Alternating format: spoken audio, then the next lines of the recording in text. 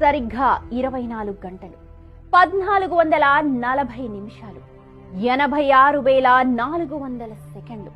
ప్రతి క్షణాన్ని ఖచ్చితంగా లెక్కించుకున్న రోజది. ఎక్కడో థిక్ ఫారెస్ట్ లో ల్యాండ్ అయి ఉంటారు, వాతావరణం సరిగా లేనందువల్ల అనే భావంతో ఉన్నాం. సారు, ఈ నెల పింఛను పైసలు ఇంకా రాలేదు కదా సారు? పింఛన్ ఇచ్చట ఆయన చనిపోయాడు. చచ్చిపోయిండు సారు.